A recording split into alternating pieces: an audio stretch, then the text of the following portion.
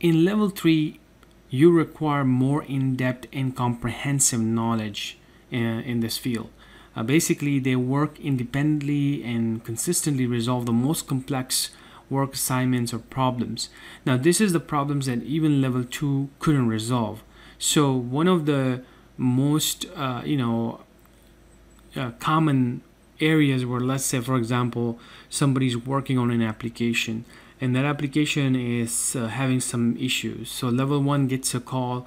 Level 1 find out that this is not something I can resolve. It seems like it's everybody's having this issue, so it got to be some other thing going on, and they think that this is something on a system side. So let's see if they don't want to send it to a sysadmin yet because they have 3 levels, then they will give it to level 2. Level 2 will determine, okay, this issue, yes, it's coming from the system. I know what it is.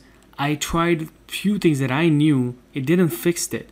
So the knowledge is lacking over there. Level 3 will come in and, okay, this person have a very in-depth knowledge of that application, the databases. He went in there and he saw that in that database there are some lockouts going on, and in that lockout there are some specific things happening, and this person knew this because of this deep knowledge, and that's where they're working on a level 3. Now, this may also end over there. They may not have that deep knowledge, and it may go to a database administrator, database developer, whatever that is. It may lead to that, but still a level 3 will have a very clear indication that this is not our problem. This has to go somewhere else.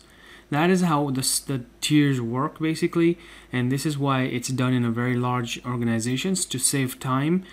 Because they're too big. That's why they need that. And even if it's a small organization, they're using tiers, and of course that's their management. That's how they did things.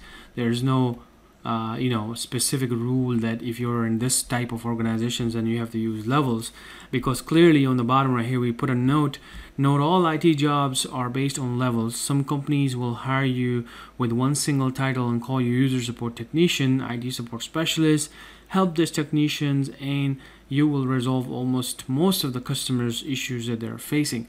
So it doesn't matter in some companies that if you're help desk, then you'll do some ticketing type of job. If you're help desk, that's just a common name of a support role, and you may be doing every single thing that a user will face. And this may be even at the level 3 at some companies. You may be resolving things like you think that you're doing a sysadmin job.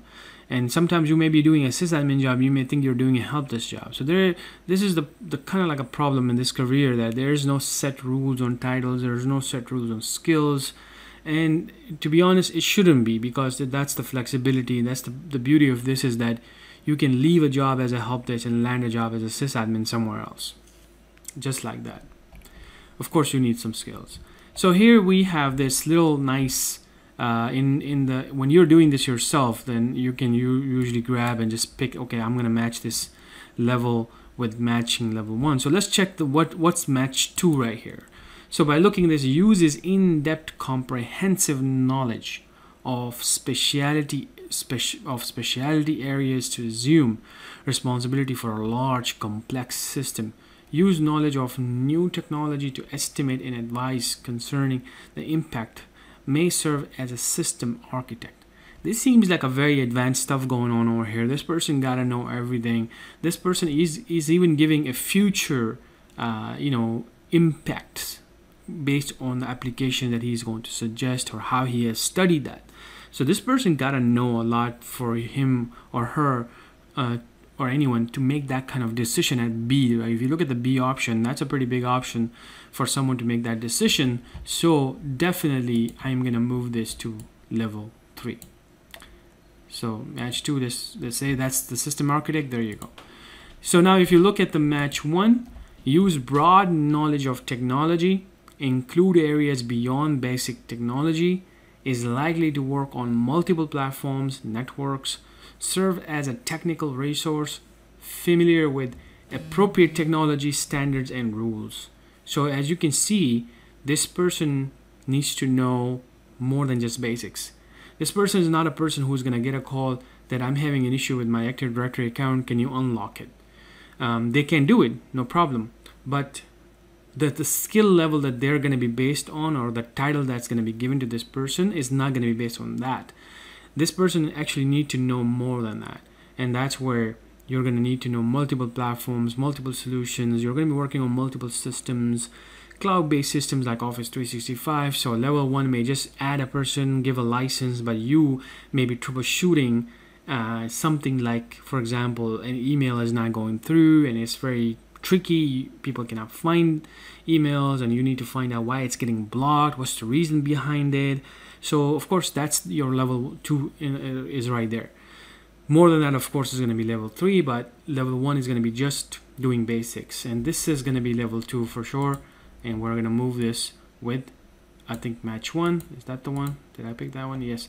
So here you go. Use general knowledge of technology and standard principle within work specialty areas to work on limited number of platforms or systems, and the standard tools, support, and operations technology at basic level. Even it says basic, so that's level 1.